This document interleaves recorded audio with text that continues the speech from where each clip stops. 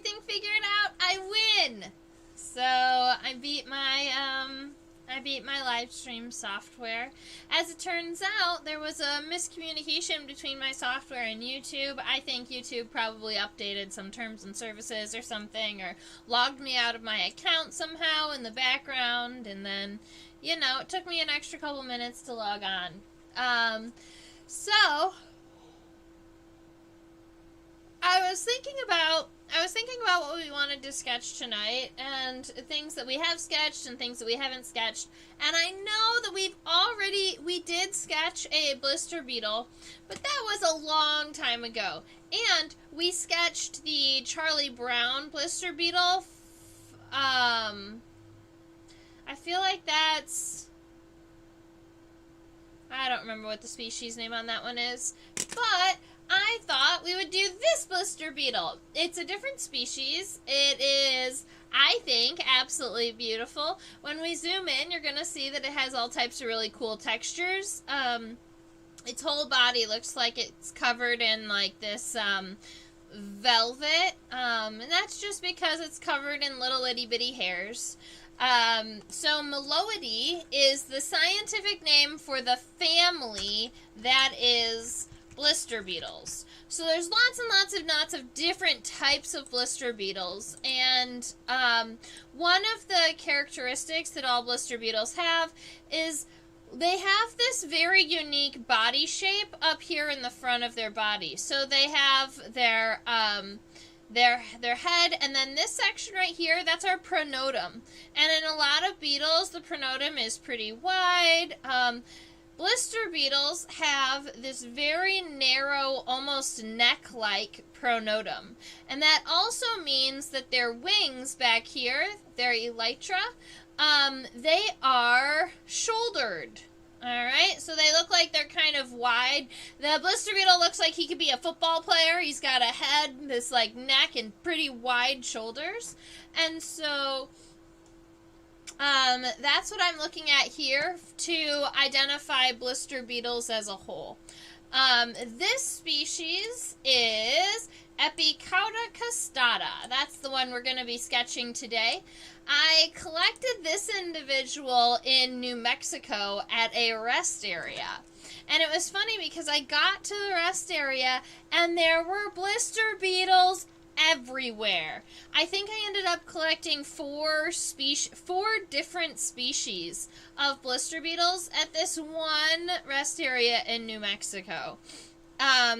I also was so excited that I was finding all of these Blister Beetles, and I collected tarantulas there. I believe I live streamed at that rest area, but it was back when I was live streaming directly on Facebook, and I wasn't doing it on YouTube yet, so I'm not sure if that's a saved video anywhere. It's probably on Insectopia's page if you were wanting to go that direction. Alright, so this species of Blister Beetle does not have a common name. We can call it a Blister Beetle, but that doesn't specify this one in particular. Blister Beetle covers the entire family, just like saying a Firefly isn't a species-specific common name. Epicauda castata is really our only name if you wanted to go all the way down to species. So what I'm going to do is I'm going to write the species name kind of larger up here.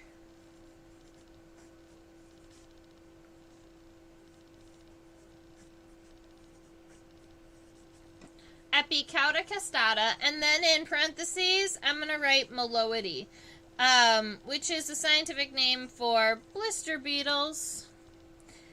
And that gives, you know, the reader an idea of what family you're working in. You can also write that common name. You could write Blister Beetles down there.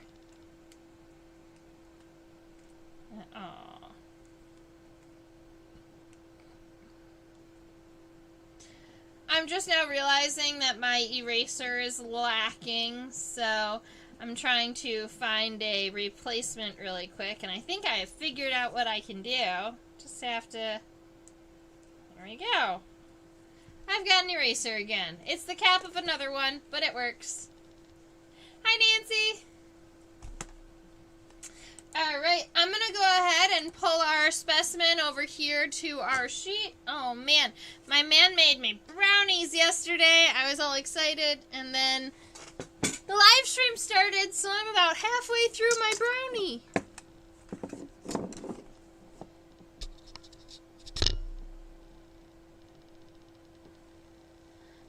I am not sure if it's going to focus so close. Let's see.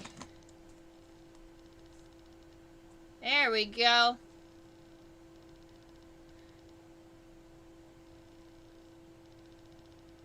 Alright, so this is the full body image of this specimen. I think I can. I think I've got something at about that level. Very good. Alright, so if you wanted, this is your overall view. I know a lot of times people like to see kind of the larger image while we're looking at the smaller image. This is, oops, it's not a lycaenid. That's from another class. So if you wanted to go ahead and do something like take a picture of it while it's big or screenshot it, I know that some people do that. And I'm going to go ahead and put this ruler next to it so that we can kind of measure.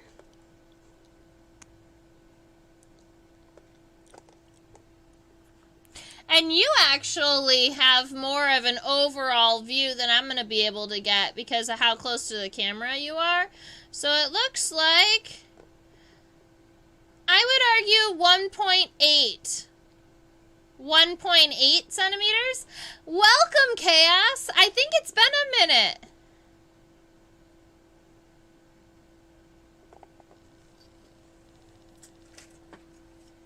This is not a boring beetle. This is a blister beetle.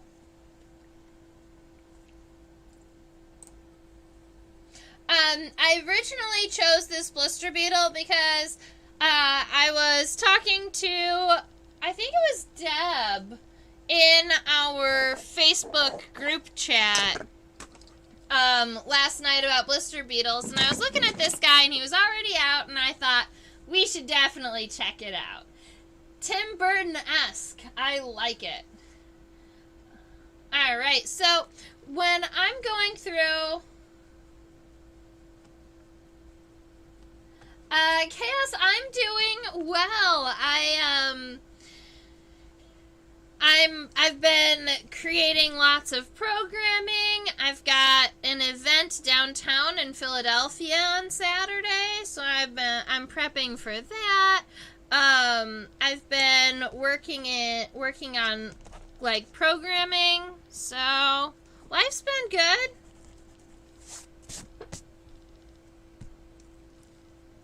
Alright, I'm going to go ahead and start with the shape of our head. I'm going to make sure that I come back a little bit from the words because I see how those legs are. And those legs are way up above my blister beetle's head. And so I want to make sure I give myself that space. So let's see. I'm going to go ahead and...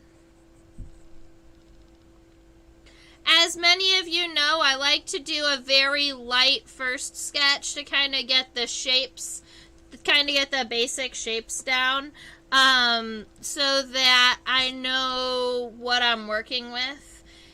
I feel like when you first start sketching and the paper is blank, it can be almost intimidating. I need to find my good eraser. I took it on vacation with me like a month and a half ago, and I haven't found it since I unpacked. Alright, so I've got my overall kind of shape of my head really quick. I did, maybe I can do this so that it's closer to you. I did make it just a little bit smaller in the front than in the back because you have those mouth parts there. Our pronotum, like I mentioned earlier, is this neck part right here. It's the first segment of the thorax. And it's very narrow. That's going to be one of our characteristics for this family. There aren't very many families of beetles that have this super neck-like feature. All right.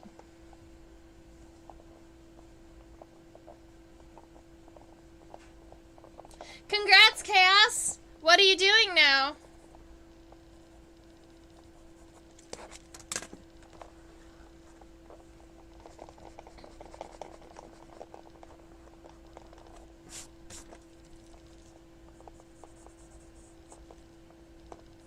Alright, so that's going to be kind of my... I think it needs to be longer, actually.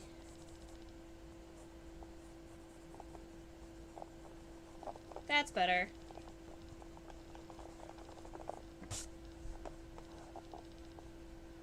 Alright, my head, my pronotum. It might even want to be just a little bit longer. I'm trying to imagine kind of how many head lengths the pronotum is, and I didn't want it to get too long because I don't want to run out of space on the paper. But it looks like the pronotum is about a little bit longer than the head, so I wanted to give it its space. And then we do have those elytra. So this is not where the abdomen starts. A lot of people get those mixed up.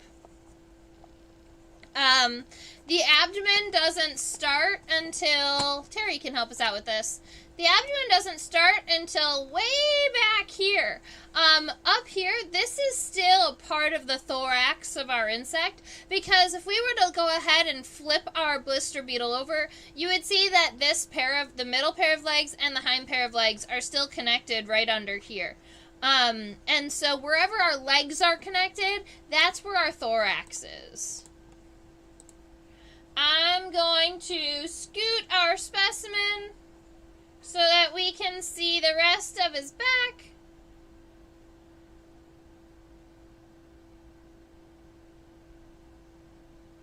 I need to make my blister beetle significantly smaller. I'm going to switch pencils.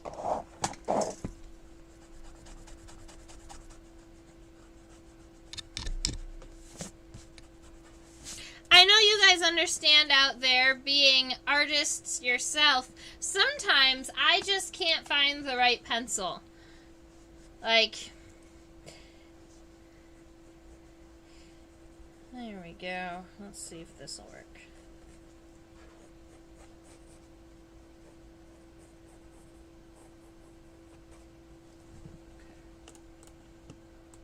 Maybe this will work. So my goal is to get these 3 segments kind of sketched out really lightly on my paper so that I can have essentially a space to work with so that I know that my specimen's not going to be going off the paper. Blister beetles are fairly narrow, and so that's why I wanted to go ahead and make the head and the pronotum smaller, because I don't want it... It was getting pretty wide, and it was probably, if I was going to follow that ratio, I was going to end up off of the paper. Okay. I know Wild Wonders is coming up. That's really exciting. I have been so busy. I applied to be a Wild Wonders teacher, but I didn't make it this year. So I've got to, be more active in the community. And then maybe next year I'll be a teacher.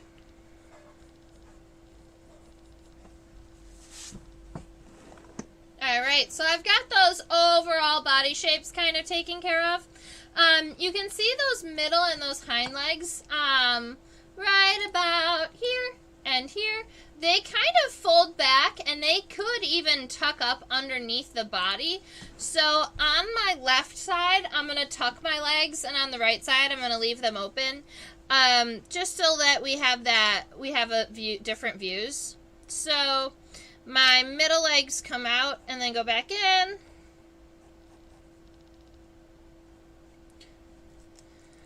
And then my hind legs are going to go out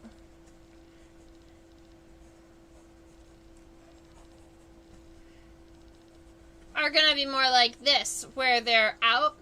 That's just going to show two kind of different ways that they could stand. And then our front legs are both going to be going forward, and the front legs come off of the pronotum, right? The front legs come off of this first segment of the thorax. All right. I'm liking that. So we've got we have a decent first sketch started. So we're going to go ahead and start zooming in, and we're going to check out our friend here.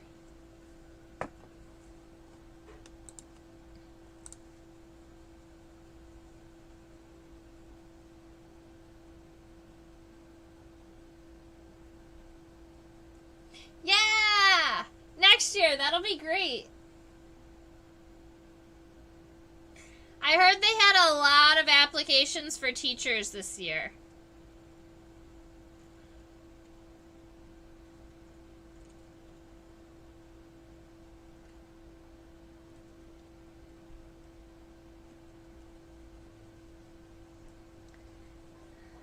I'm going to zoom all the way in because I want to see the texture on the head.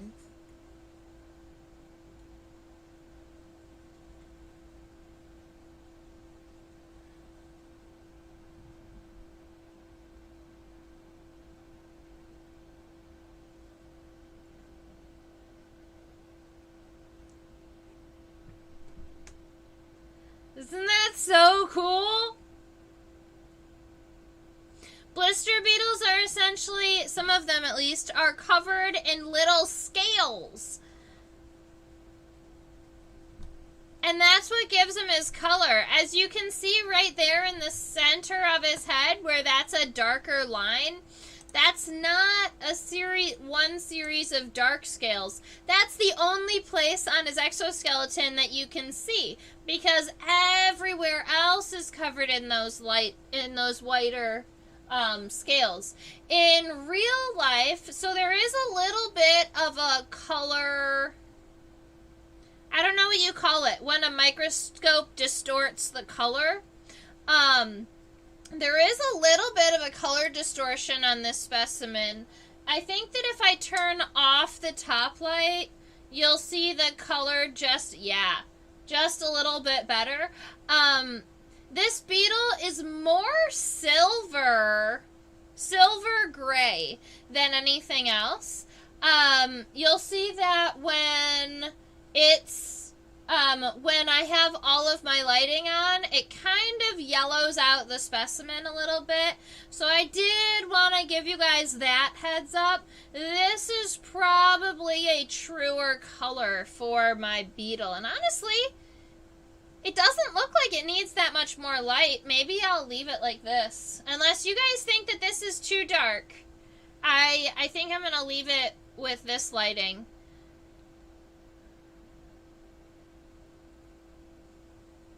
Okay.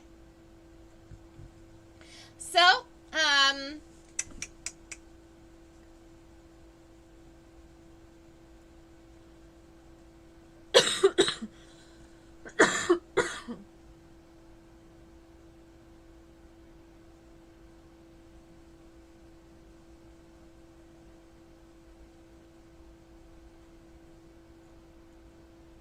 very good.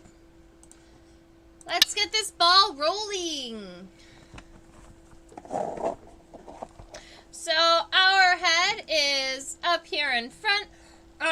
We have that upper lip. You can see it pretty readily. It is, Terry, come out, right about here. So there's this horizontal striping here. That's a break in the exoskeleton, or a separation of plates. And then in front of it, you have right here, that's our, it's probably not the labrum, the upper lip of the mouth part. It's probably the clypeus, which is another piece of a beetle's head that's up there in the front, but before the labrum.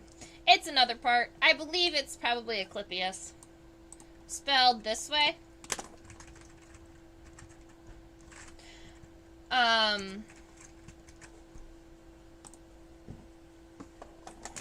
But alas. I'm going to go ahead and get that guy sketched on. He's actually pretty straight, so instead of being a part of that angle right here, I'm going to go ahead and get rid of those. And then, let's see. I'm going to do actually something like this, where here's our Clippius, and then we've got this coming around. My eyes...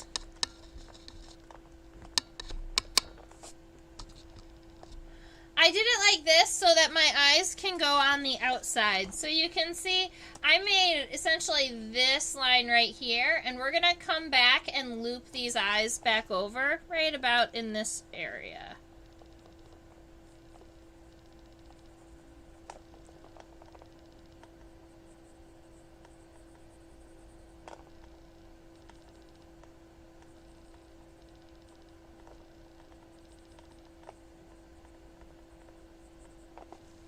Alright, and then you do still have the antennal sockets, or the bases of the antenna, here and here.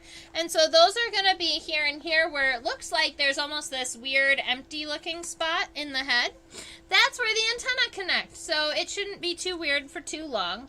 At first, I'm just going to go ahead and sketch. There's a little, I'm going to call it a nubbin. It's, I believe, the antennal socket right here, and it's where this first segment of the antenna gets connected.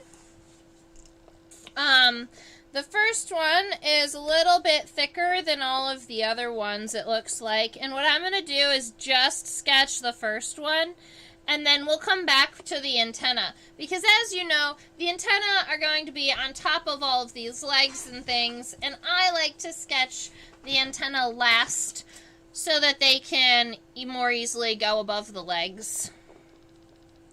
So I'm trying to finish up, kind of solidify some of these lines.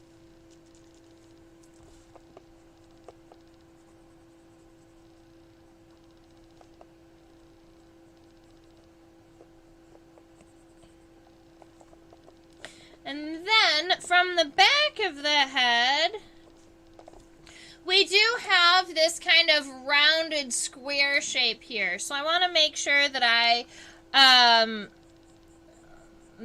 widen out the head just a little bit and give it that square shape when I'm finalizing these lines. And so that's why my first sketch of the head is so light, because I essentially erase all of those lines anyway. It just gives me a place to start. It gives me an idea of approximately how large I want the head to be. And I think those eyes are getting larger, but there's something off. I feel it.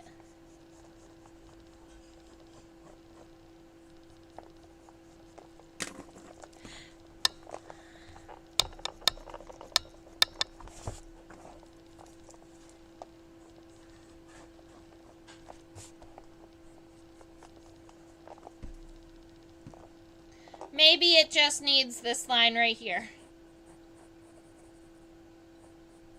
Okay. That'll be fine. We're going to continue on. The distortion of color under the lens is chromatic aberration. I love it. Good word.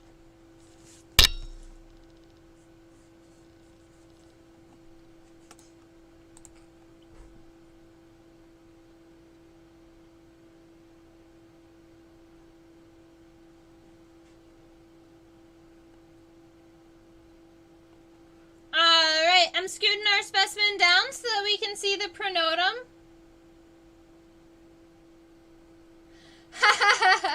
Yeah, the lack of ocelli definitely feels weird sometimes. It's not all beetles. I believe there are a handful of beetles who get ocelli.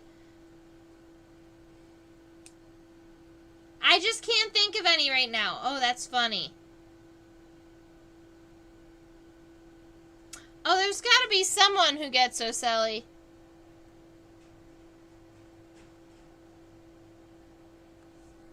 You'll have to let me think on that. But definitely not blister beetles.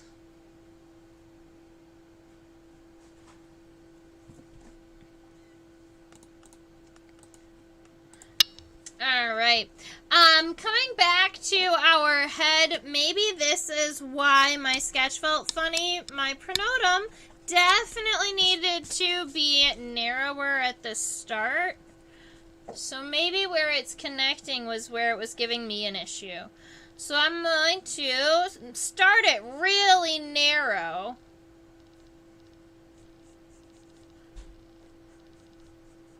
And then make it come out just a little bit wider.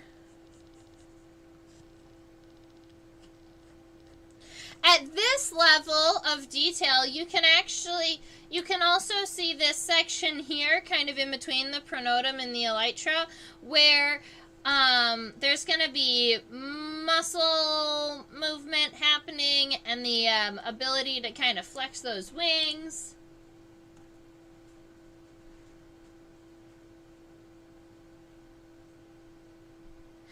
Yes, I definitely agree. This one literally gives you the center line all the way down his body, from the head to the center of the pronotum, and then if you follow the elytra centrally, they're going to be a straight line also. So our beetle literally has a guide its entire body. I'm gonna play with the length really quick here.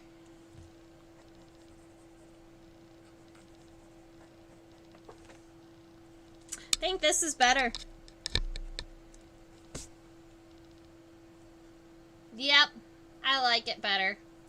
All right, so that's, I think, what the pronotum shape is going to be like. It reminds me a little bit of a bell, kind of wider on the bottom and narrower on the top, kind of rounds out. We have that center line that Eva and I were chatting about. And you can see where those legs are connecting to our pronotum too, here and here.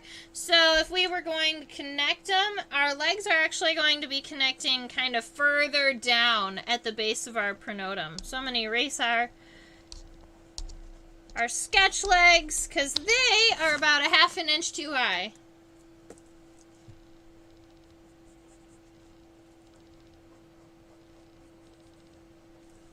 All right.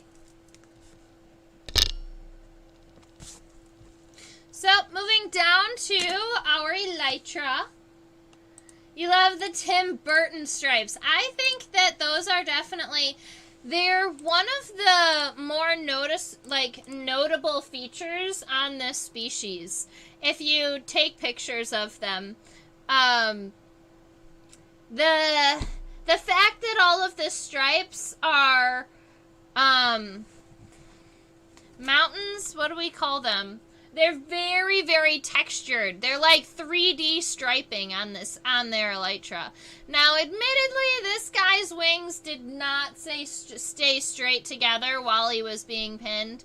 But I promise that they do meet evenly in the center. So if you wanted to kind of imagine them together, you can. So just kind of take and I'm going to add the extra light for this, because it looks like we might need it.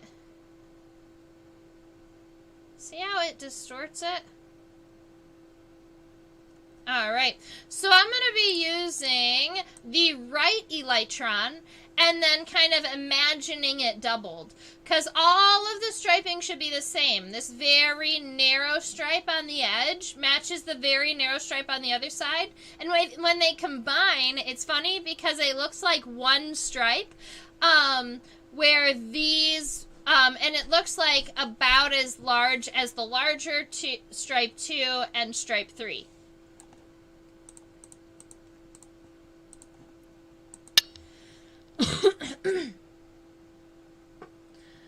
I'm sorry if I missed it. What are those little red parts?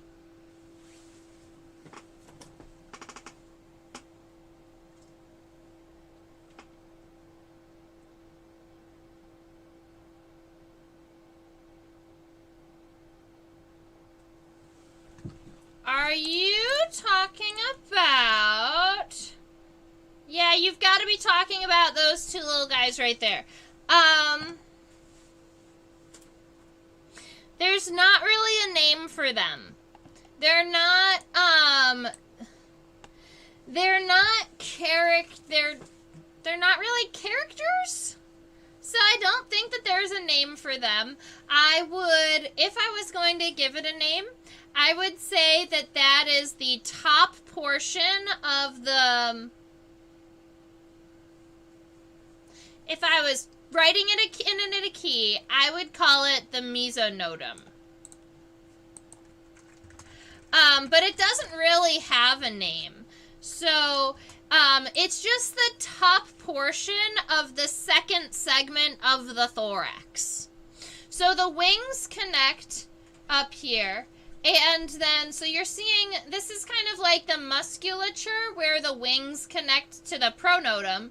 And then underneath, you've got the mesonotum, or the second segment of the thorax.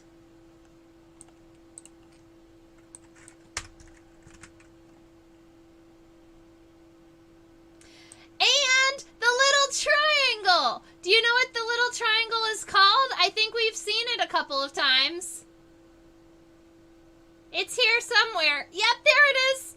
It's so cute.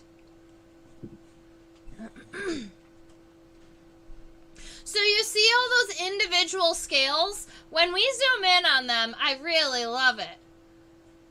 So, that little itty-bitty triangle right there in between the elytra is called the scutellum.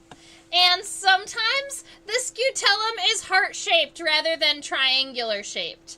So, it just depends on what family of beetle you're looking at.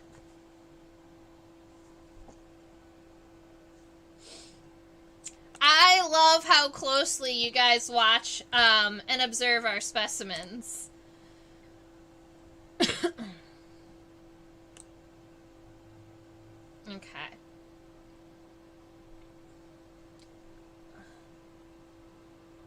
For me, it's the texture on the elytra. This is what I love. Look at how beautiful it is. Okay. Alright, so, I'm gonna go ahead and start this, start trying to finalize my sketch up here. Yeah!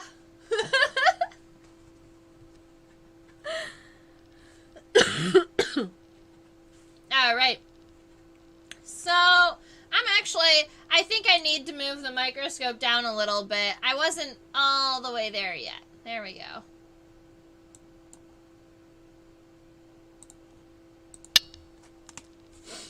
So after our pronotum, there is this little section that we can see of the mesonotum, or the second segment of the thorax.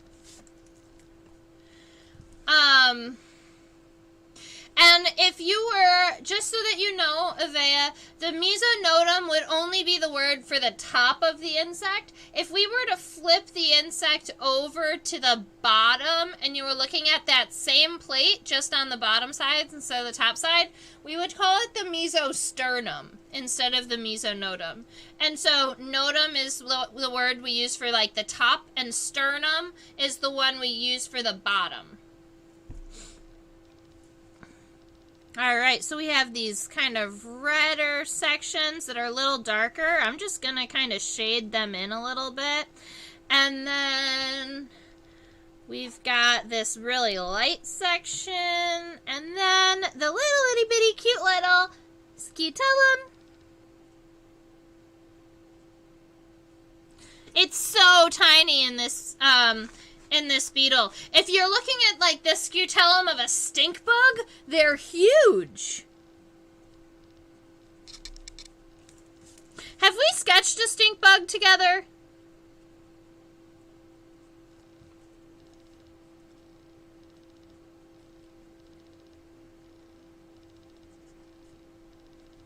Alright, so this is about where my shoulders are going to come out. So let's see. They're not going to be that sharp.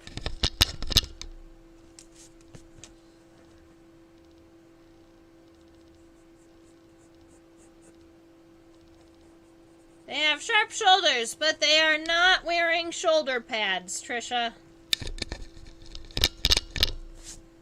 right.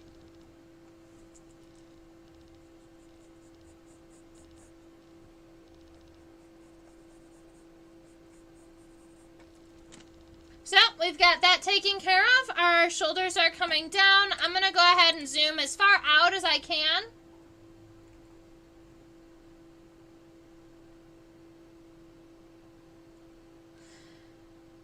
You know, it might be hard to catch up with my videos if I do them twice a week. I was finding that. I was going back and looking at some of my videos, and I've been doing this for so long now. I was like, you know, it might be okay, I guess, to redo an insect or two if that's what people would like. Alright,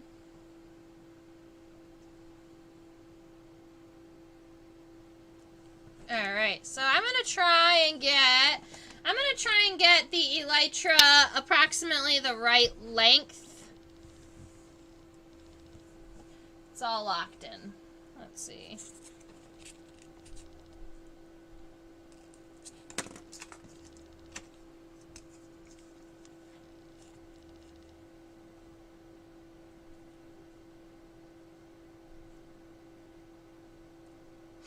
So it looks like if you measure from the head to the end of the pronotum, it's about 1/2 centimeter.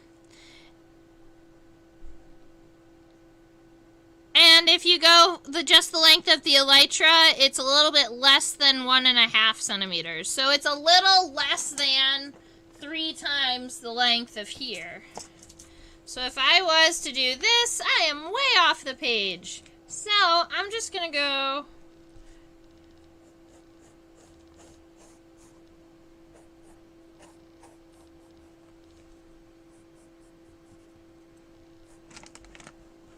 I'm going to sketch all the way up to the edge of the page as far as I can go. And make it look even.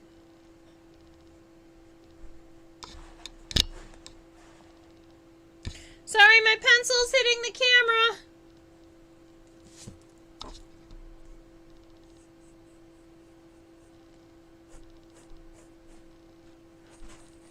So I have been chatting with people about turning some of my sketches that I've made with you guys and sketches that I've made with students, because they are all black and white sketches.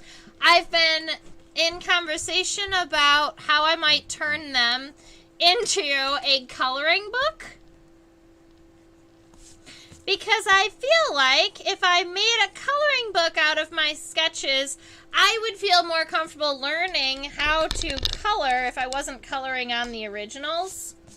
And also, you guys might like that. Kids might like it too. I was thinking back to like university and even college students that were taking human anatomy were using coloring books to learn the body parts. So there was a human anatomy. There was a human anatomy coloring book where you colored each individual bone and each individual muscle and tendon as you were like learning about them. And I thought that was really interesting and a cool idea.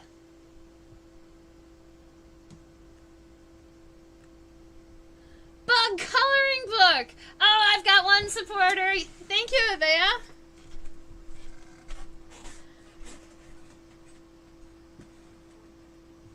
Early last week and late this week. Well, Marley, I'm glad you made it with us. So welcome. Thanks for announcing that you are here too, so we can see you. We are sketching together a Blister Beetle. Oh, come back, Mr. Microscope. There we go. So we are looking at a species of Blister Beetle. Something that I haven't told everybody yet is that Blister Beetles release a chemical called cantharidin. I'll go ahead and write that on the board just in case you're curious. Cantharidin? Something like that, yeah. So blister beetles release cantharidin, which is a chemical that is strong enough to burn your skin. When they release it, it more like discolors your skin. It doesn't really hurt. I know this because I have picked up many blister beetles. So it doesn't hurt when they spray you with the chemical, but you do end up smelling poorly. And you do end up with like this discoloration on your fingertips. But, you know, then you have the experience. There are people who have been able to take the cantharidin and really like collect it in large amounts. And in larger amounts, in a medical fashion, cantharidin can be used to remove tattoos, and it can be used to remove warts. So it is strong enough to burn your flesh if there's enough of it. Just the blister beetles, generally, when you pick them up, don't release that much. Epicauda castata is its species name, what this species in particular, and it was collected in New Mexico. Deming in New Mexico, if you're curious.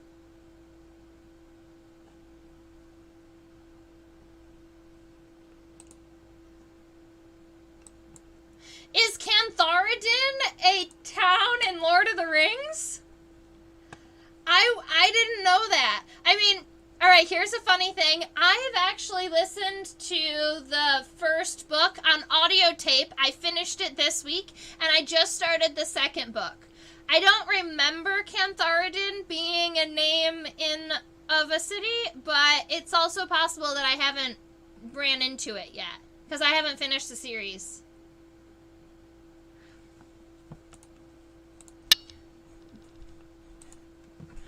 You know what I love about the audiobooks for Lord of the Rings is that the person who's reading the script, he sings the songs. And Lord of the Rings, the movie, did a great job with its music, right? I love the music from the movies, but they didn't get all of the, like, fun folktale-y music that is sung by the reader in the audiobook. So I'm really happy that I was able to listen to it rather than read it or watch it so that I could hear all of the old folky songs too.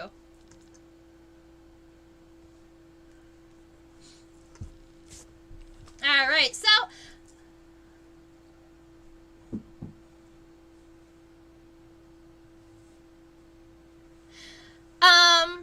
I used Audible for a while, and I'm not using Audible right now just because it got expensive for a minute, for my budget.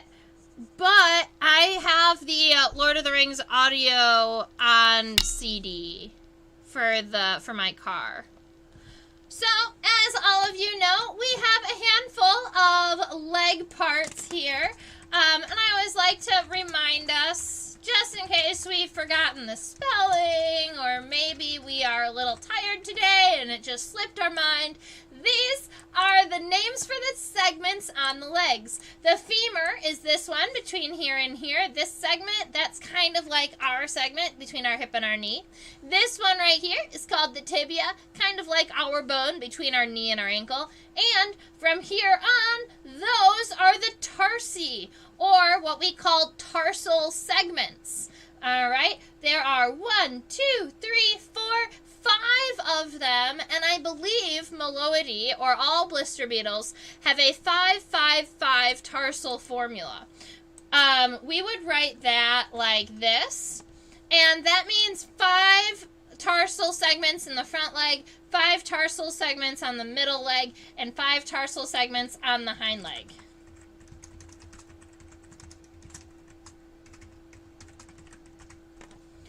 All right. And that's my spiel on her legs.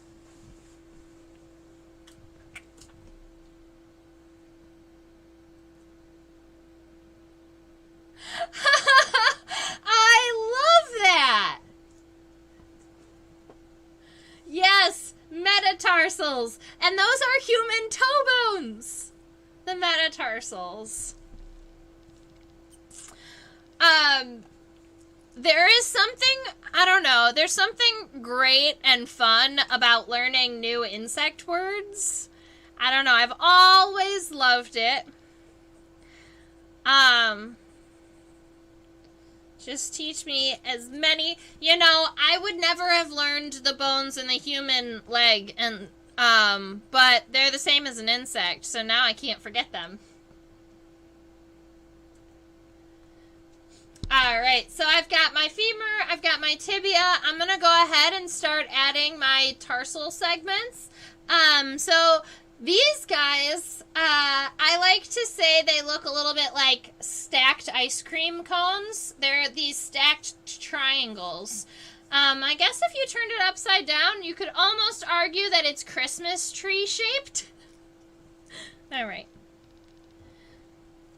We have to go through Halloween before we can get to Christmas. On the note of Halloween, what do you think that I should sketch live stream around the holiday season? Are there certain insects that you guys find scarier than others that you think that I should sketch?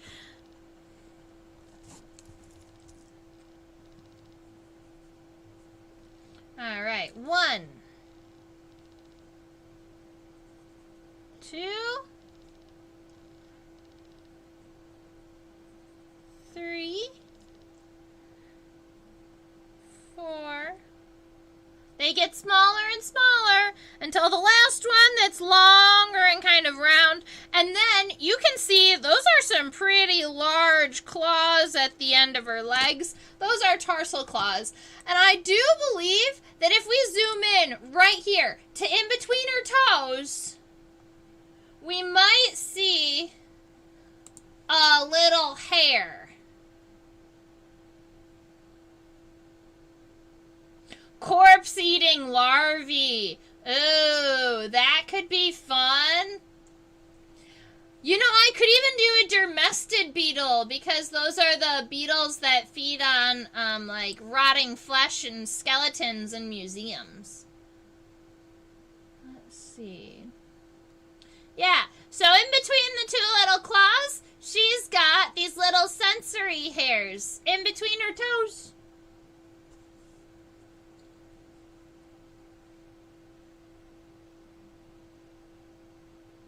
Yes! Aggressive mimicry.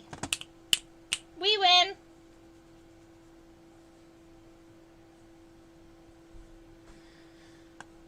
Ooh, forensic entomology. I could teach a whole class on forensic entomology.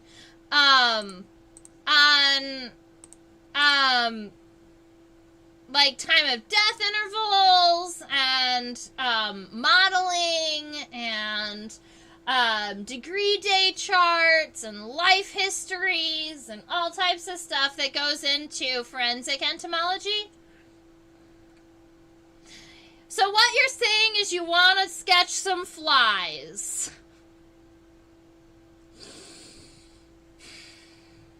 Flies are not my favorite thing in the world, but I would do them just for you.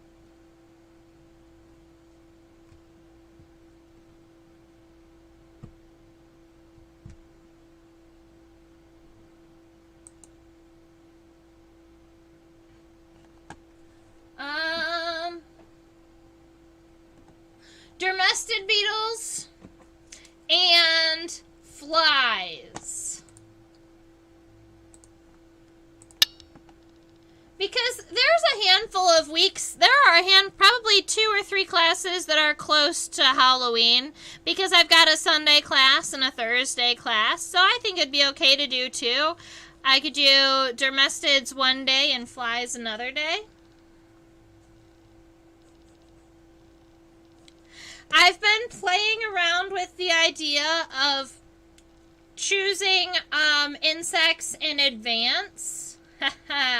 And then taking microscope images of them before class, so then we can also see stacked, more clear images. And you could argue, but our images are clear. Yes, and if I take my stacking program and I stack 70 or 80 microscope images together, it becomes even more clear, and you can see all types of really awesome detail. It just is a little bit of extra time.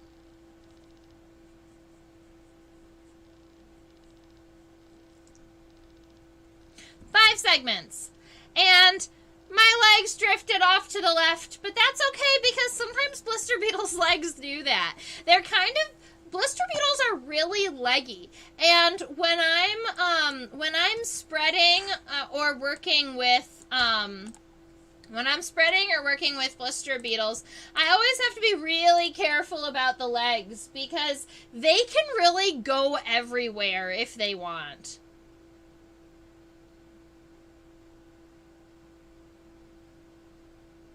You love the photo stacking idea. Yeah. Good.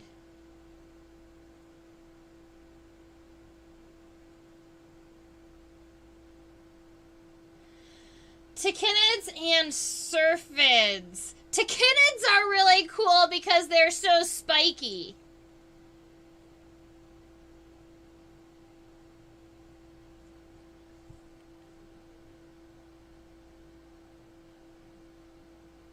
I'm mad because all of the legs are tucked. And I know that I do that on purpose. I tuck the legs to keep them safe and because that's the right way to do it to have a collection. Sometimes it just makes it a little trickier to sketch. But you know what? This is the realistic, what it looks like from the top. And maybe we just sketch it the way it is and we tuck all of the legs. I would be okay with that. Let's see, if I went ahead and instead of drawing the legs out,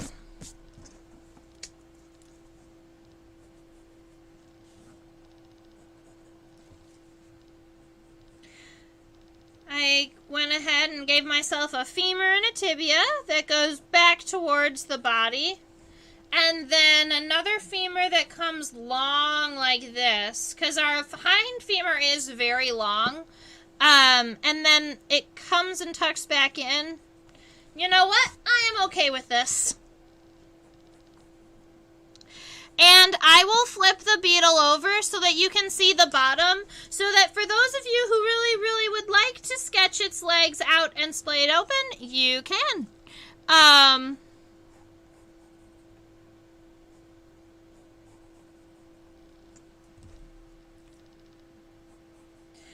To me, my blister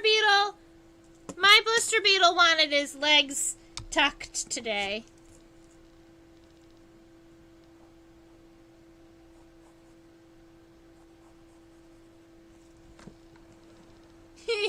All right, let me go ahead and flip this over for those of you who would like to go ahead and sketch these. And Marley loves my photo stacking idea. I have got to get on that.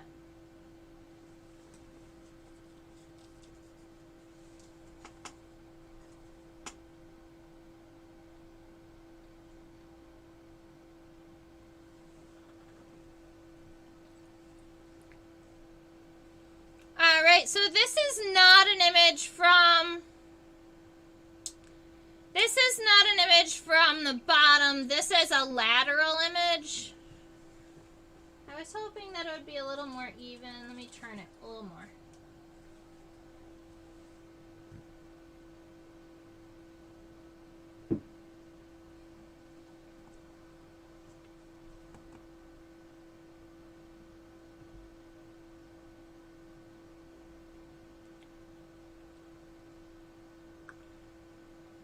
Here we go. Alright, so now you can really see the shaping on the elytra, but you can also see all of the segments of the legs, how they're set up. You'll notice that they're just very similar to the front legs, so you could almost imagine the front legs into the back legs. Just keep in mind that the back legs are going to have longer femurs and longer tibia because they need to be longer to kind of balance out the body. While you guys are finishing your legs, I'm going to go ahead and get some stripes on my elytra a little bit. So I'm going to come in here.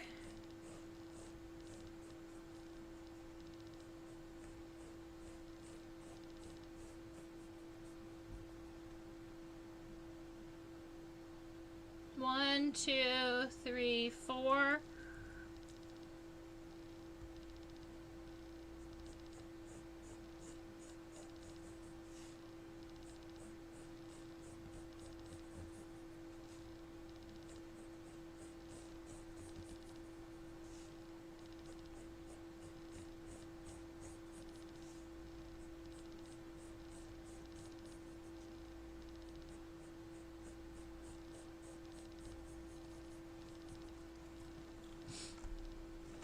Alright, and then I'm going to go ahead and add those same stripes to my left elytron.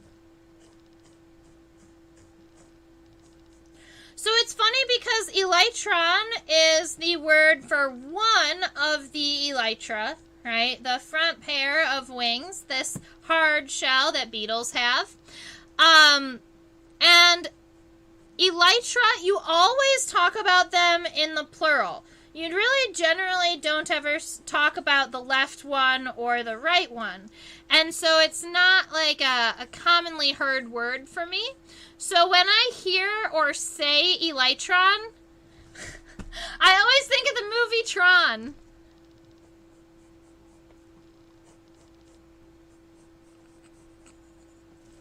Alright. So I've got my striping on my elytra taken care of, my pronotum, I've got that medial line all the way across. The antenna! Tachinid flies and surface flies. Arachnids! You know what? I do have like a tick that we could do and a scorpion that we could do. So you're right, I could pull out all the stops and we could have like an arachnid month. October could be arachnids we could do. I don't have a past tarantula because all my tarantulas are alive, but I have a tarantula shedding. So we could do the exoskeleton of a tarantula.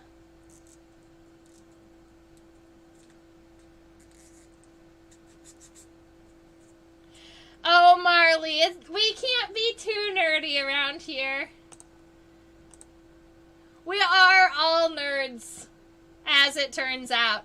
And we are both nature nerds and nerd nerds, I guess. How many of us play D&D? Raise our hands.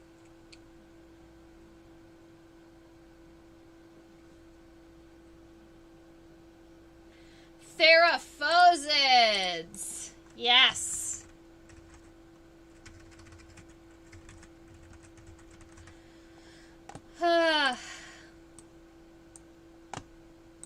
Me too. So, we could also just...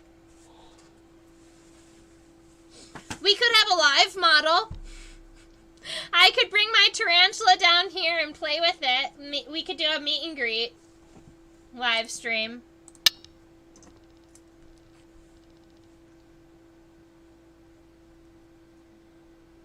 Hi, Tamara.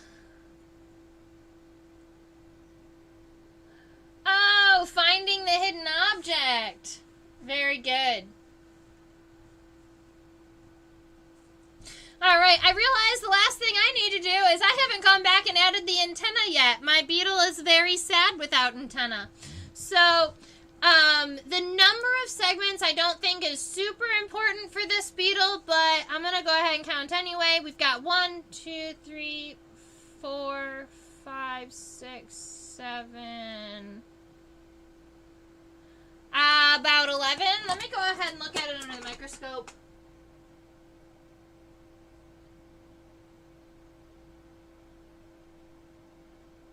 Yeah, so we have 11 segments here on our antenna, and they are long, straight antenna. Brownie points to the first person who can tell me what the scientific name for long, straight antenna is. And if you don't remember, I'll give you a hint.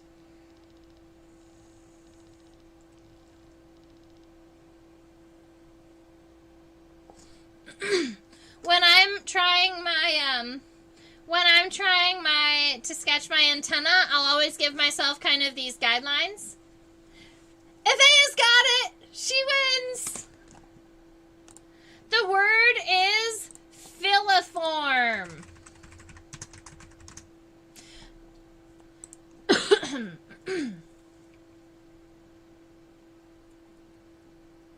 Marla, you used to draw live tarantulas?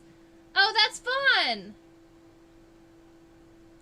Yes, so filiform antenna, those are long, straight antenna, and the way that I remember that is filiform has the same beginning as a filament in a light bulb, all right? Filaments are the long,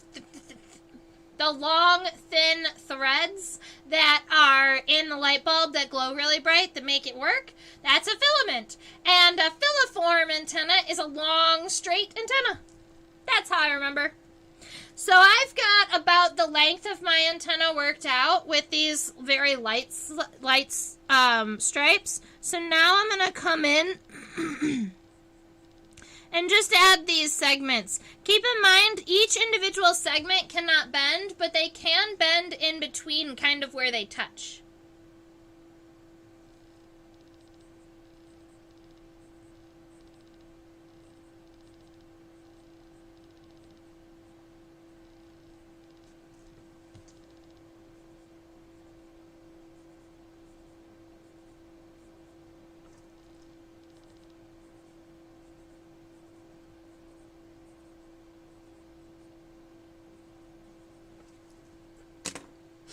Alright, I'm going to come back in here and erase some of these that go on top of the leg because I need to make sure we've got the right lines happening.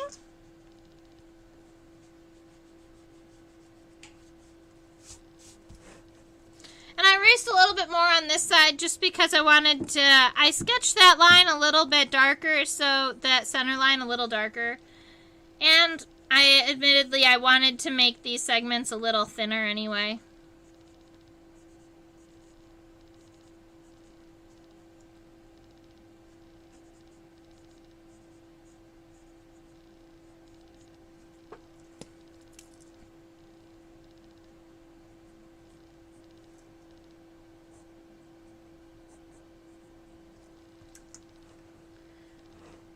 Da da da da da.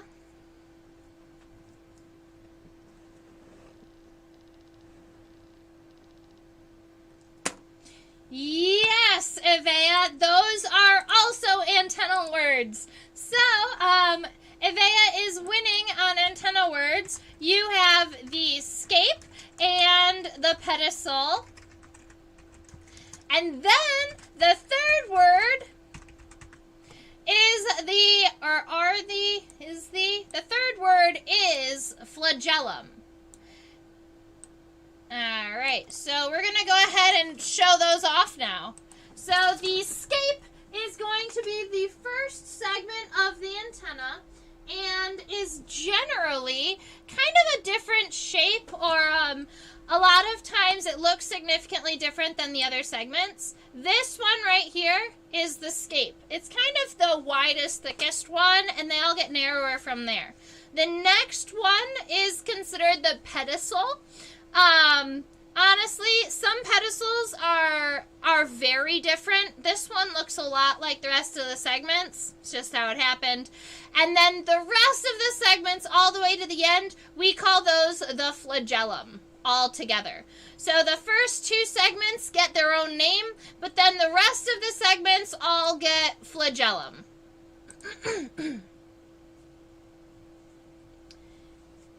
Yes.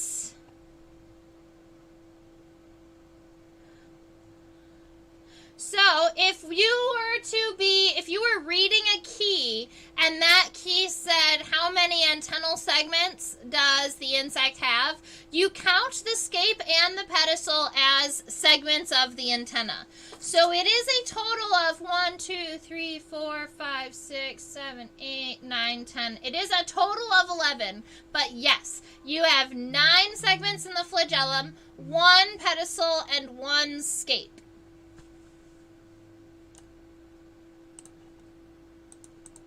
Fun, fun, fun.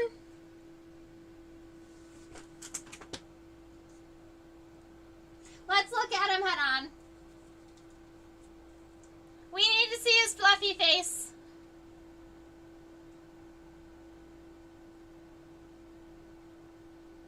Come on.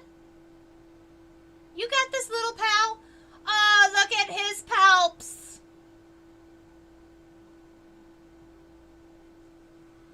Oh, I know this is going to be good.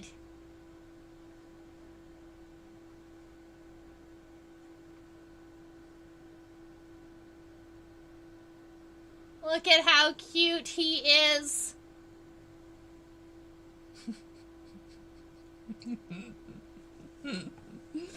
Oh.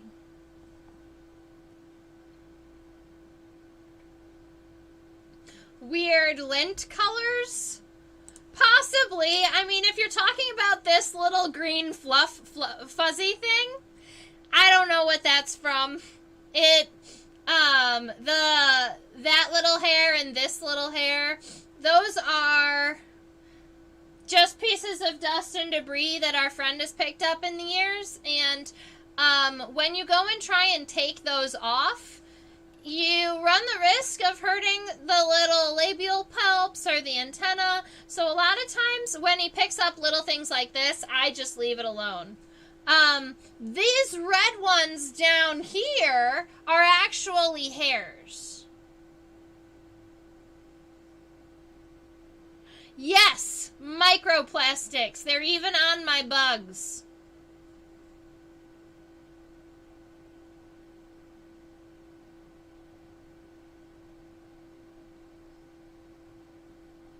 Oh, you're right. Yep, there's a red one right here that is, right there. That red one is not supposed to be there. But if we zoom even further down, oh, you know what? I thought that was hair.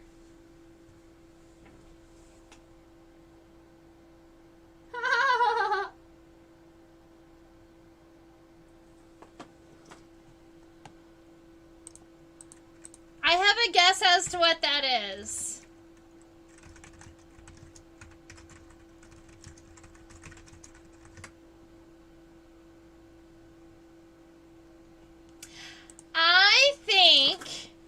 I think our Blister Beetle was a little bit messy when he was eating. I think he has a little bit of pollen stuck to the side of his mandible. Yeah, Marley! That's exactly what I think it is. I think our little friend here was eating a flower and got a little bit of chocolate stuck in the corner of his mouth, a little bit of pollen stuck in the corner of his mouth, and never licked his lips. See, this labial pulp should have been doing a better job. You know, that's what those are for, is to make sure all of that food gets in there. That's so funny. Mustache crumbs. So, one of my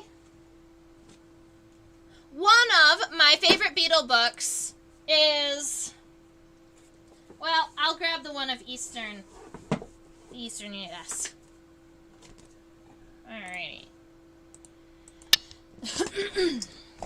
One of my favorite Beetle books is this one right here by Art Evans. It's Beetles of Eastern North America. And it's got this really awesome dung beetle on the front. There's Art Evans' name. And if we look close to the beginning, look, he signed it. Teacher Jeff. If we look in the very beginning of our book here, I'm going to turn the desk cam on, so that's a little bit bigger. A lot a bit bigger.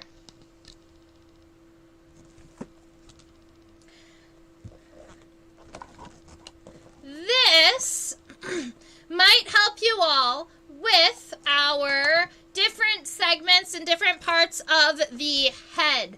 Like I was saying earlier, there is that segment, and And I was trying to describe it to you, but I want to point it out because this is the Clypeus, and I don't think I've mentioned it in any other classes. So you get a first word.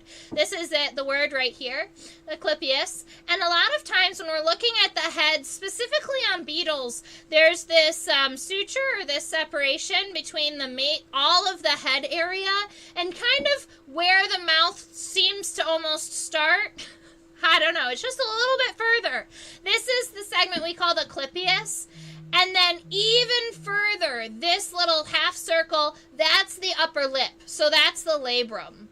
And we call our palps mouth fingers, but there's the little ones in the center and the bigger ones on the outside. The big ones on the outside is this one right here, the maxillary palp. And the little ones on the inside are the labial palps.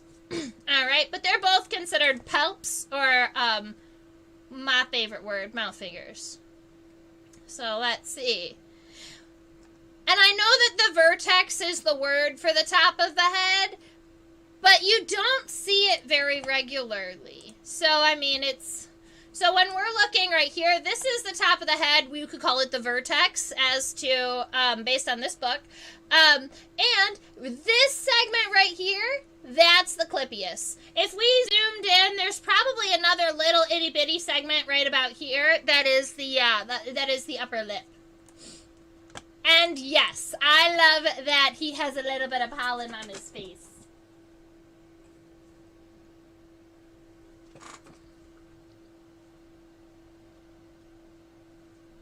Let's see.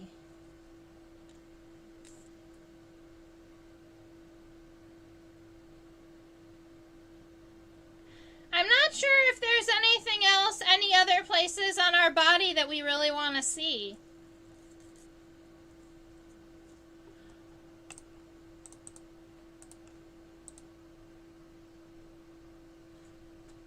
Have we all gotten our fill of this blister beetle? Are there areas that you would like to go back and look at or zoom in more closely?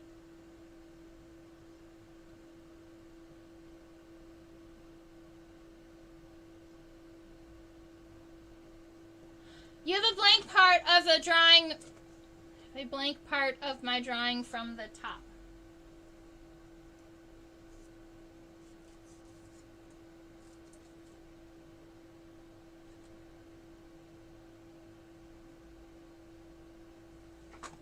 Sometimes I move too fast for my microscope.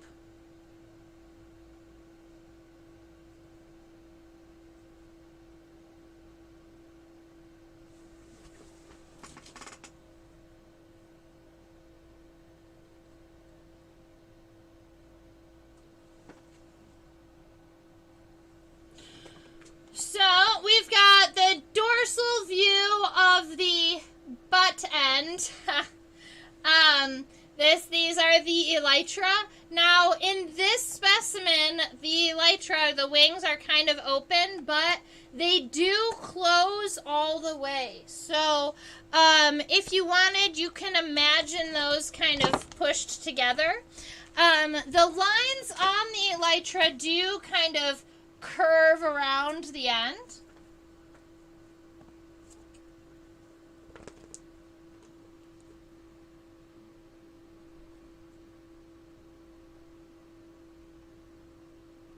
Got a screenshot. Perfect. You can also see a little bit of the membranous wings underneath. So if we're looking right about here, underneath those hard outer wings, you've got these very soft membranous wings on the inside. Those are the wings that my beetle is actually going to be using during flight. Tamara, is this the dorsal view you wanted, or did you want me to scooch it more like this?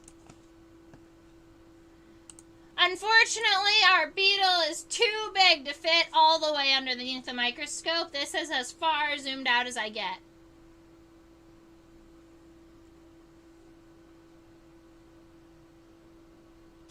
I collected this beetle in the middle of the night. It was like between 2 and 3 in the morning when I pulled off the expressway.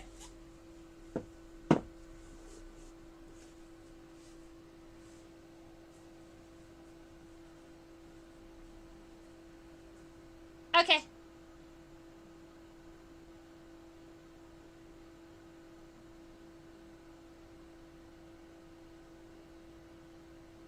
Can do.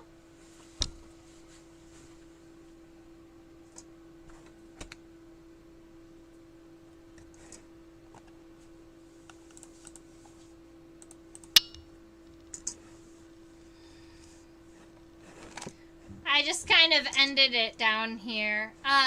Admittedly, I think that to scale, my beetle probably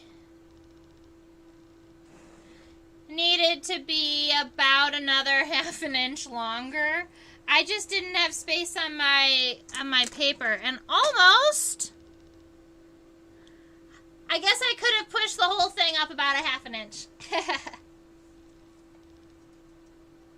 So let's see. Let's talk about blister beetles while we're finishing up.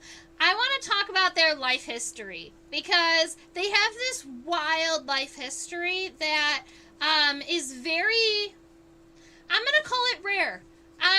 I would say that their life history is pretty rare in the insect kingdom because you hear a lot about metamorphosis, right? You hear a lot about incomplete metamorphosis, or some people call it simple metamorphosis, of true bugs or grasshoppers or praying mantids, where when they hatch out of their egg, they are considered a nymph, and then they eat, shed, grow until they molt and become an adult, but they never have a resting phase. And that's what we call simple. Then there's something that's a little bit more complex. We call it the complete metamorphosis. So that is a butterfly. Egg, larva, pupa, adult. All right? 1 larval stage, 1 pupal stage, 1 adult stage. 4 total stages. All right. Blister beetles go through a metamorphosis that we call hypermetamorphosis, because they have not 3, not 4, but 5 life stages of their life. They have 5 life stages. So they have the egg to start off with. And then they have a special immature form called a triungulin. That's a fun word. Let's write that. They have a special immature stage we call a triungulin. This is an active larva that its job is to find its host and to find a place to stay and to live. So it's active until it finds its food source. So, blister beetles, there's all types of really fascinating research about blister beetles and pheromone usage and those types of things. The triungulin, or the baby immature blister beetles, will climb up the stems and they hang out on flowers. All right? And they sit on flowers and they release the mating pheromone for female bees. All right. Now, if a female bee just happens to drop by the flower, they will just kind of climb onto the bee and jump a ride. They are so itty-bitty tiny that they're essentially like a little tick for a bee. They crawl on and they hold on. And they hold on while the bee flies, and the female will go all the way back to her home while she's taking back pollen or nectar. And then the triungulin larvae will crawl off of the bee, and then it will go into one of the hexagons. It will go into one of the combs, and it'll start eating bees. All right. And once the nymph has made it to the honeybee colony, right? He's made it. He's happy. He's eating bees. He'll eat wax. He'll eat the honey. He eats everything. The bees don't stop him. They kind of just accept that he's there. He must be releasing some type of pheromone. Then he becomes a grub-like larvae. He kind of just becomes what looks like a worm-looking thing. He's like a big fat grub. He doesn't really have super complex eyes. He doesn't have legs. He's mostly a body and a mouth. And he feeds on whatever is surrounding him. All right, so he's got an egg, the triungulin larva, the grub-like larva, and then he turns into a pupa, and then the adult beetle, which is why we consider them a hypermetamorphosis, because they have two different larval stages that are completely different. They look strikingly different. Now, not all blister beetles feed on honeybees. That was just what I used in my example. But many of them feed on bees and wasps. I believe that there are a handful of them that feed on grasshoppers and crickets. But it's going to be the same story every time. The triungulin goes and hunts down its host. It climbs a ride to the babies and then eats the babies while it's in grub form.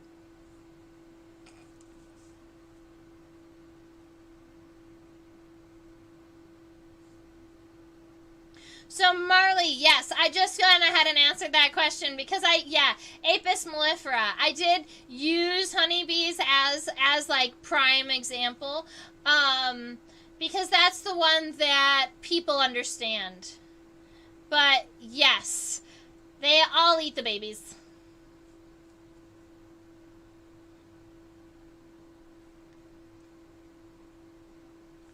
It's funny, Marley, because I believe I was answering your question as you were writing it. That always makes me laugh when I go over and realize that, you were just half a step ahead of me.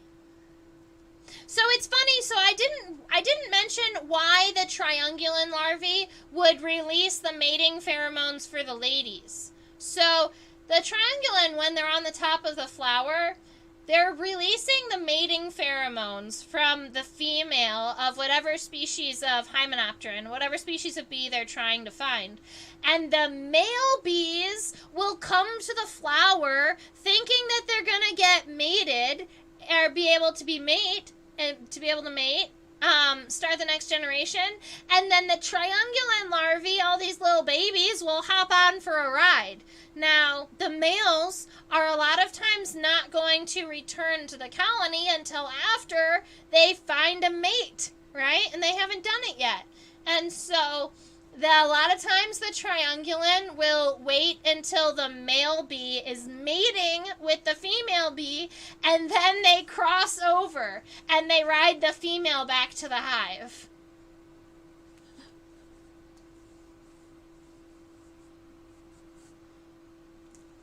Who is eating who? The baby blister beetles eat baby bees.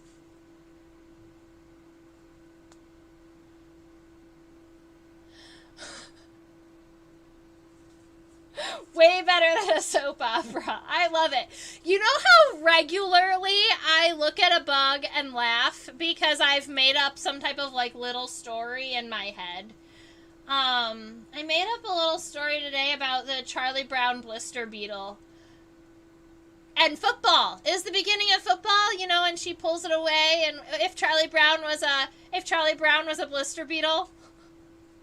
So, for those of you who don't know,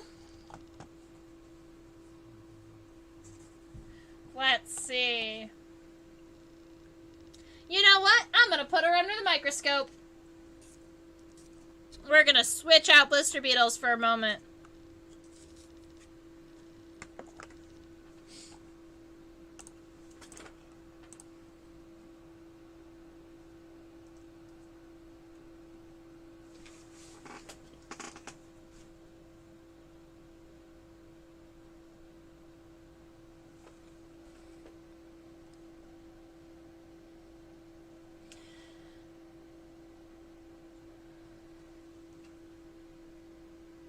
I know the lighting is really poor today. I don't know why my hair is turning green. I mean, it's the green screen, but I was trying to get the correct shade of light. This one makes me look blue.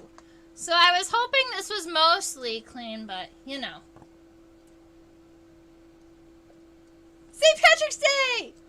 And my ruler is green, so I can just disappear. I can't see you, you can't see me. Alright. Oh no! Maybe that's perfect for Christmas. I'll have to do an elf costume. Alright. This Blister Beetle is just like one of my absolute favorites. If you look at its elytra down here, how it's kind of this black with this yellow stripe across and it's black again. He looks like he's wearing Charlie Brown's shirt. Alright? And the common name for this beetle is the Charlie Brown Blister Beetle.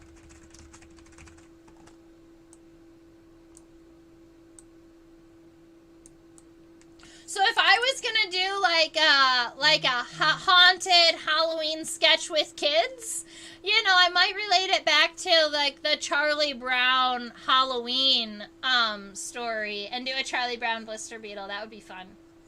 They're so cute.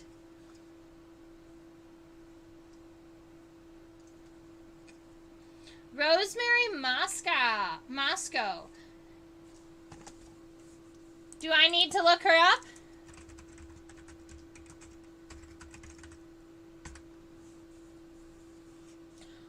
Oh man, she has all types of stuff.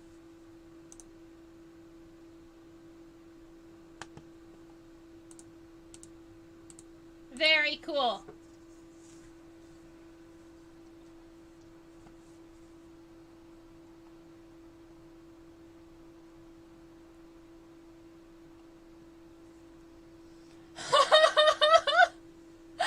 You guys are writing them for me. Look at that. Oh, that's so good.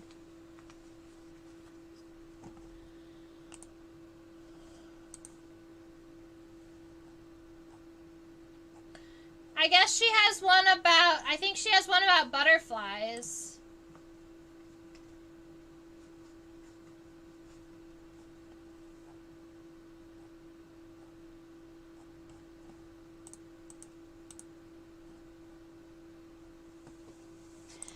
Alright, so we were able to talk about a variety of different types of blister beetles. We were able to sketch our friend here at Epicauda castata with all his awesome little stripes and to check out his little pollen in his mouth. We got our Charlie Brown Blister Beetle figured out. I think it's just a green tinge. Like around the halo of my hair. If I put my hand about here, my hand turns green too. It's just a funny lighting thing that's happening. I could just turn myself a fun color. Let's see. We can make it red and blue. Oh no!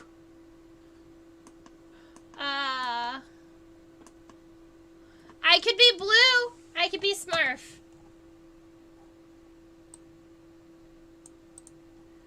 The first horror soap opera about insects. I love it.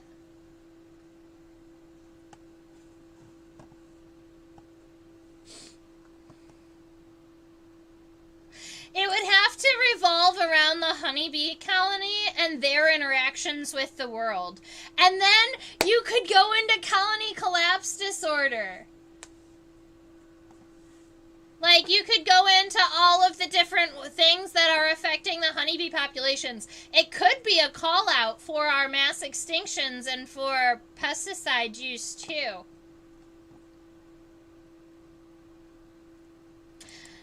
There are so many ideas and not enough time to complete them all. I have a handful of projects that I'm trying to finish up. And then once I finish them, I'm going to be blasting them out to you guys too, because they're educational programs that I'm pretty excited about, and I'm going to be posting all types of, I'm going to be posting videos for the classes and stuff too, so those will be hopefully coming out within the next couple of months. That's a big project. Honeybee Colony Soap Opera. I love you guys.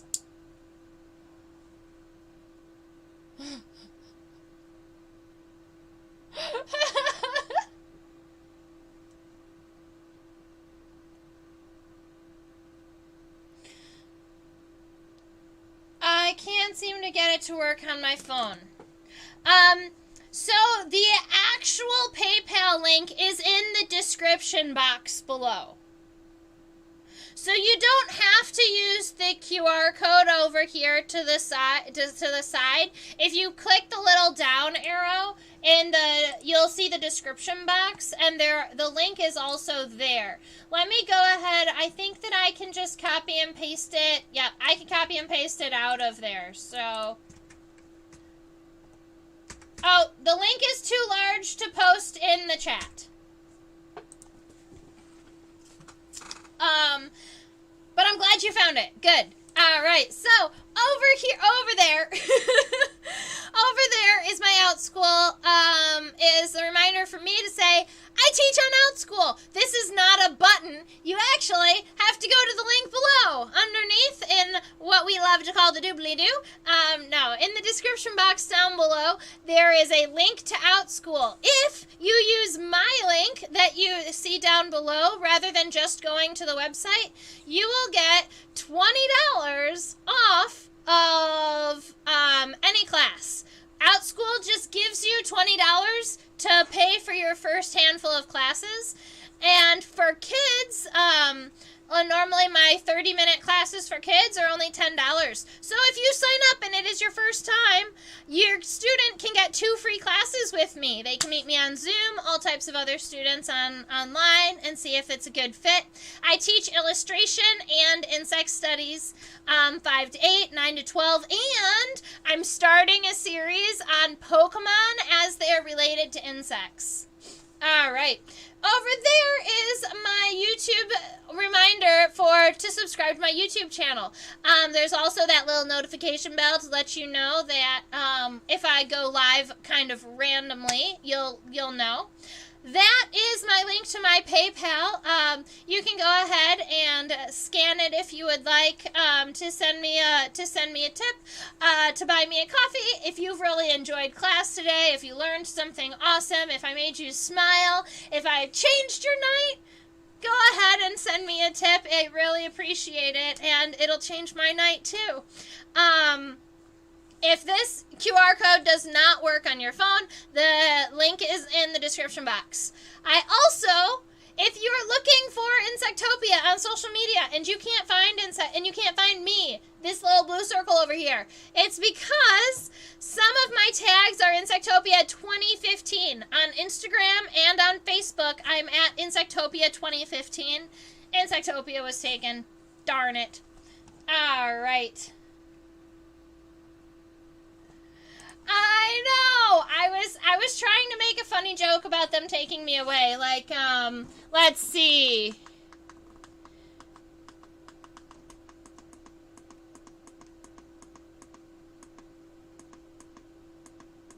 There's so many color options. This reminds me of, like, this Sphinx moth that I still have not pinned yet because the cop pulled me over and because the cop pulled over and stopped me and asked me to leave. So I was never able to finish putting my Sphinx moth in the bag and finish it up. And so now he sits here on my desk waiting to be finished. Poor friend.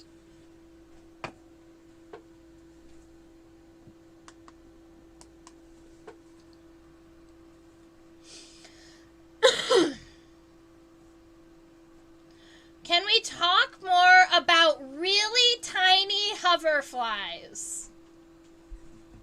We can talk about hoverflies for sure. I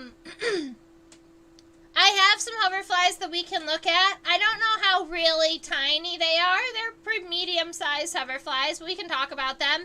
The wild thing about hoverflies is so many people think they're absolutely beautiful as adults, and then they can't stand them as grubs because the hoverflies, when they're maggots, when they're immature, when they're maggots, they are called a rat-tailed maggot. And they live in absolutely fetid, disgusting water that nothing else will live in. That's where hoverflies grow up.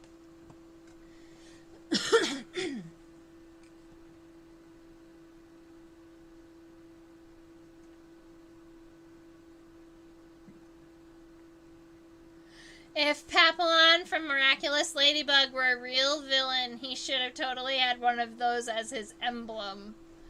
I love it.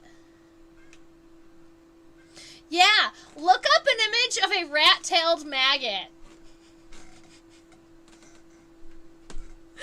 They look like a maggot with a rat tail, no joke. But the rat tail is actually a siphon with a spiracle on the end of it so that they can breathe. Kind of like the water scorpion we sketched a long time back. They have a tube with a breathing hole on the end of it because they can't breathe in the absolutely disgusting water that they live in. So they need a snorkel, which is their rat tail.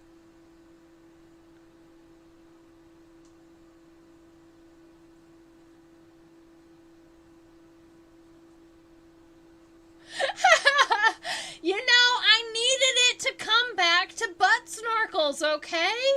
It just had to happen. Yeah, hoverflies are trying to be beautiful, but are making up for... They're trying to be beautiful, making up for their, like, rough childhoods. Their rough upbringing.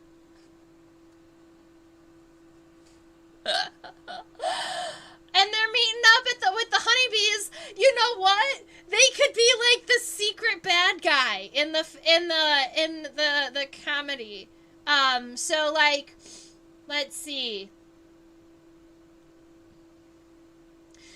Maybe they like tell the triungulin what flower that they can stand on, so that they can decrease the population of bees so that the hoverflies can get more pollen.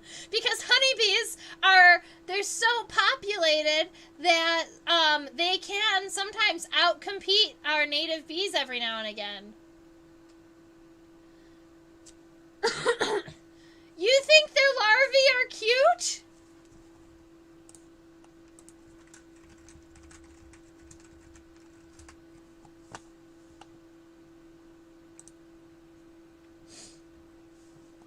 Okay.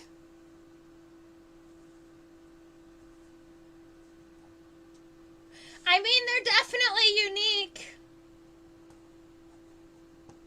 They kind of give me the heebie-jeebies looking at them, but, you know, everybody has a purpose. Nobody else would live in the gross fetid water, so someone has to.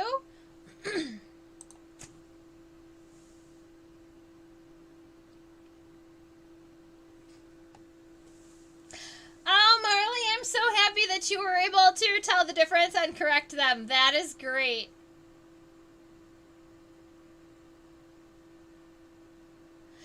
Yeah, I think that definitely honeybees are a little overrated, and in my opinion, they get almost too much money. You know, everyone's like, save the honeybee, and I'm like, but what about the native bees? There's so many of them, and there's a variety of native bumblebees that are going extinct, you know? The rusty patch bumblebee is the big one that I can think of right now that's endangered, and there's a big push on trying to save them, which I super appreciate.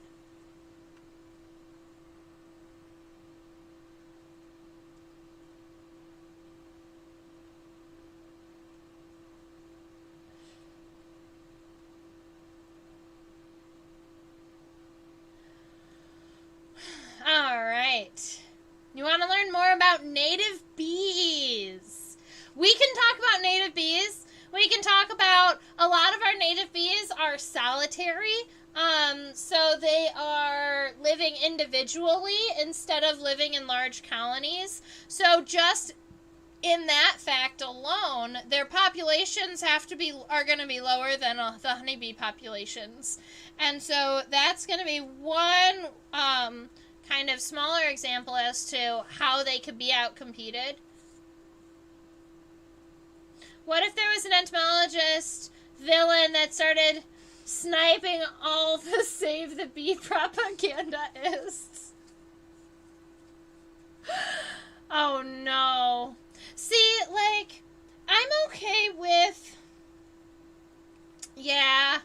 I just wish that the native bees were included in the Save the Bee campaign, you know, that we could really push how beautiful and amazing some of our native pollinators are. And some of our native pollinators are specialists. So they only pollinate one or a small subfamily of plant, right? And so for them, having more competition makes life pretty difficult because flowers only produce so much pollen and so much nectar per day. In fact, there are some flowers that only produce nectar like at certain times of the day, not even all day long. So honeybees have the ability to learn 7 to 9 or something like that time, place, locations, so they can remember where to be and when to be to collect the nectar. And if they have an internal clock, and they can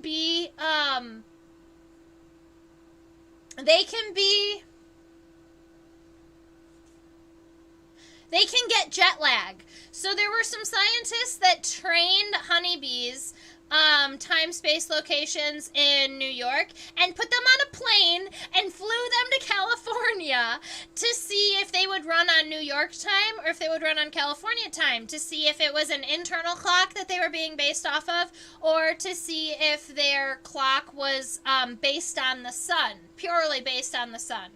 And so they learned that these honeybees do and can get jet lagged. They were running on New York time, but just for a day or two, and then they switched over to California time.